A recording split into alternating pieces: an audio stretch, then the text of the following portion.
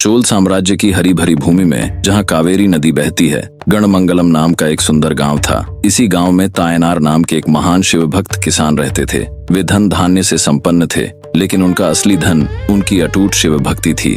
तायनार का एक अखंड नियम था, वे प्रतिदिन भगवान शिव को उत्तम कोटि के लाल चावल, ताजा पालक और कोमल आम का भोग लगाने के बाद ही भोजन ग्रहण करते थे। प्रभु की लीला देखिए, धीरे धीरे तायनार की परीक्षा का समय आया। उनकी सारी संपत्ति समाप्त हो गई, लेकिन उनकी भक्ति रत्ती भर भी कम न हुई। अब वे दूसरों के खेतों में मजदूरी करने लगे। मजदूरी में उन्हें जो चावल मिलता, उसमें से वे उत्तम चावल भगवान के लिए अलग कर लेते और खुद अपने परिवार के साथ निम्न कोटि का चावल खाकर गुजारा करते। उनकी पत्नी ने इस कठिन समय में अपने आभूषण और घर तक गिरवी रख दिए, ताकि पति की शिव सेवा में कोई बाधा न आए। एक दिन अकाल और भुखमरी के कारण तायनार का शरीर अत्यंत दुर्बल हो गया था। वे लड़खड़ाते कदमों से भगवान के लिए चावल, पालक और कोमल आम की टोकरी लेकर जा रहे थे और उनकी पत्नी पंचगव्य लेकर उनके पीछे थी। अचानक कमजोरी के कारण तायनार को चक्कर आया और वे गिर पड़े। टोकरी का सारा सामान, चावल, आम और पालक जमीन की दरारों में गिर गया। यह देख तायनार का हृदय विदीर्ण हो गया। उन्हें लगा कि उन्होंने अपना कर्तव्य नहीं निभाया और भगवान भूखे रह गए।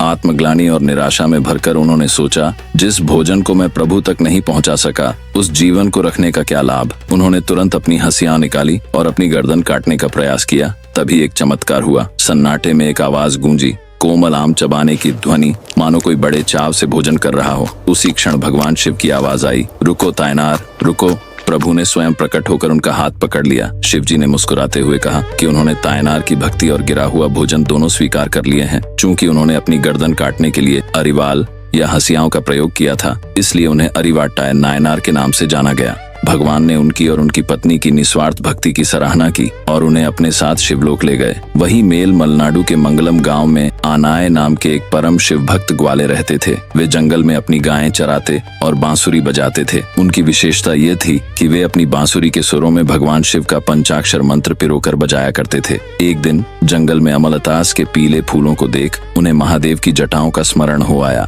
भक्ति में डूबकर उन्होंने बांसुरी बजाना शुरू किया। वह संगीत इतना दिव्य था कि समय जैसे वहीं थम गया। जंगल में एक अद्भुत चमत्कार हुआ। संगीत के प्रभाव से शेर और हाथी, सांप और मोर, बाघ और हिरण सभी बैर भूलकर एक साथ मंत्रमुग्ध होकर बैठ गए। बहती नदियां शांत हो गईं और हवा भी मंद पड़ गई। पूरी प्रकृति उस नाद में लीन हो गई। यह भक्तिमय संगीत सीधे कैलाश पर्वत तक पहुंचा। भगवान शिव और माता पार्वती इस प्रेम से इतने प्रसन्न हुए कि वे स्वयं वहां प्रकट हो गए। महादेव ने आनाया को दर्शन दिए और कहा, हे भक्त, तुम इसी वेश में अपनी बांसुरी बजाते हुए मेरे साथ मेरे धाम चलो। इस प्रकार अपने संगीत और निस्वार्थ प्रेम के बल पर आनाया नायनार ने मानव शरीर में साक्षात शिवलोक प्राप्त किया।